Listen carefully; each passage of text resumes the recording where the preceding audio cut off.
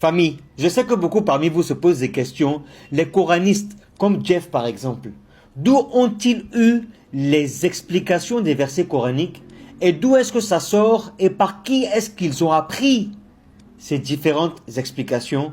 Je vous laisse écouter dans un de mes directs un cheikh qui était monté nous expliquer d'où est-ce qu'ils ont pris ces explications et comment est-ce qu'ils ont commencé. Écoutez. Le frère qui vient de parler, c'est Lavar, il avait parlé de prescription. Avec, en soulevant une polémique que les économistes mettent souvent en avant. En principe, ici, Jeff ne fait que faire le perroquet des émissions d'un savant qui s'appelle Mohamed Chahrour. Mohamed Chahrour, il est décédé il y a 2 ou 3 ans, c'est un Syrien. En réalité, c'est lui qui est le vrai relanceur du mouvement coraniste dans notre époque contemporaine. Il s'appelle Mohamed Chahrour.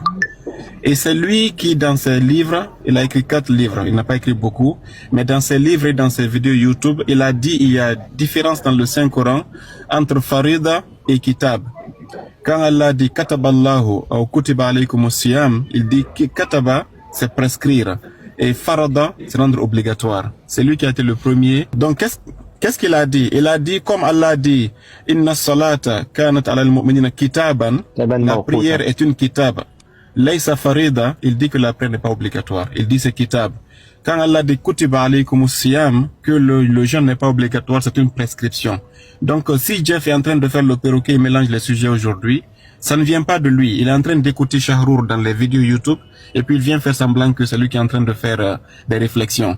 Mais celui qui ne connaît pas là où il puise, sinon il ne fait que faire de copier-coller. Maman Chahrour voit que ça sur YouTube aujourd'hui.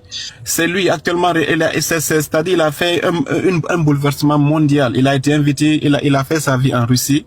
Après, quand il a commencé son mouvement-là, les Occidentaux l'ont récupéré, ils l'ont financé. Il était invité à Paris, à la Sorbonne, à Londres.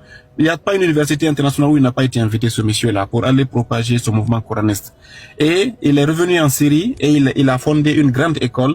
Il a fait débat avec tous les grands musulmans de Azhar, tout ça, il les a tous terrassés parce que il t'a dit, il était plus en avance que par rapport au débat. C'était des wahhabites, mais il n'a pas rencontré un chiite, malheureusement. Sinon, les chiites l'auraient mis à sa place.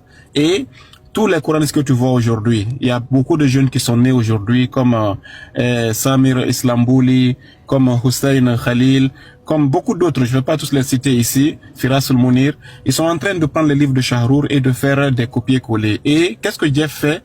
Il va tirer ces livres-là et puis il fait des vidéos de 2 minutes. Donc revenons sur le mot prescription.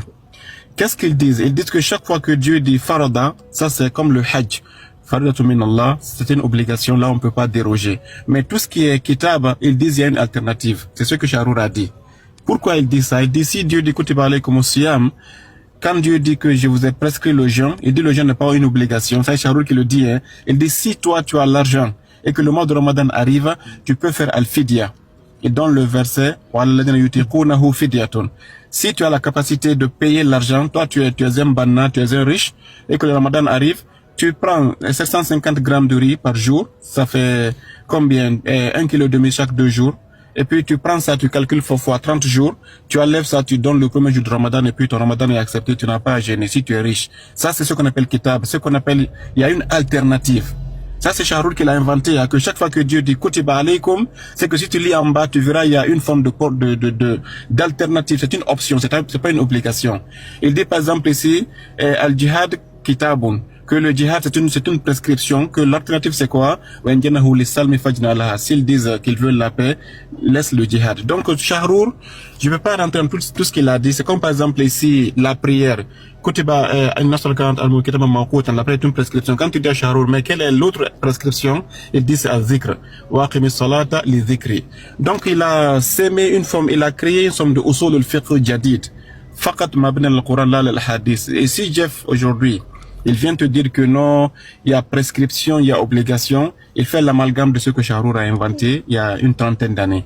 Donc ici, chaque fois que tu verras le Saint-Coran, Kutiba alaykum ou Kitaban mafroudan, etc., mawqutan, c'est que, selon la vision de Chahrour, ce n'est pas une obligation, mais c'est une prescription avec un choix d'avoir une autre alternative de ne pas faire la première prescription.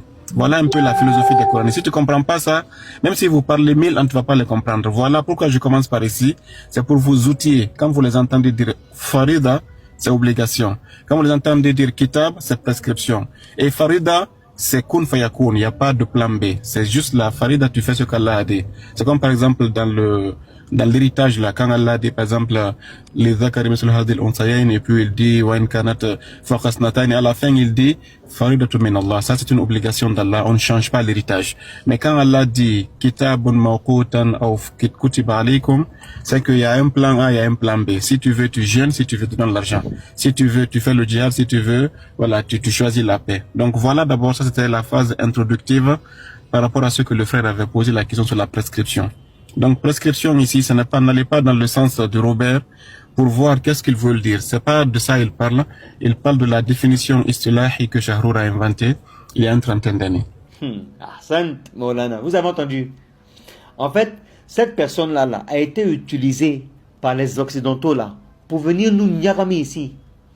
Et donc ces personnes qui sont fainéantes là, qui ne veulent pas suivre les hadiths du prophète Muhammad sallallahu alayhi wa sallam, qui eux, Ahlul Bayt salamullahi alayhim ajma'in, ont fait tout ce qu'il faut pour nous expliquer chaque verset coranique, pour qu'on suive la sunna du prophète Muhammad sallallahu alayhi wa sallam, et nous avons ces personnes-là qui viennent pour tout gâcher. Et vous allez voir d'autres malheureusement qui les suivent parce qu'ils sont fainéants. Ils n'aiment pas prier, ils aiment se nier, ils aiment foutre n'importe quoi. C'est ces personnes-là qui vont les suivre, hein. Mais les personnes qui sont douées d'intelligence, Allahu Akbar, quand Allah subhanahu wa ta'ala dit que l'islam c'est pour les gens intelligents, là c'est pas faux. Wallahi c'est pas faux. Tu vas aller suivre quelqu'un qui te donne des explications même bidons, et d'autres vont aller croire pour suivre. Famille, méfiez-vous de ce que vous entendez avec les coranistes. Méfiez-vous. C'est de ça qu'il s'agit. Notre travail est réveiller les gens. Maintenant, si tu veux rester en train de dormir, mon ami, il faut rester de dormir. Maintenant, toi qui veux te réveiller là, toi qui cherches la vérité là, ne t'arrête jamais de chercher la vérité pour comprendre qui suivre et puis qui ne pas suivre. C'est de ça qu'il s'agit. Assalamu alaikum wa rahmatullahi.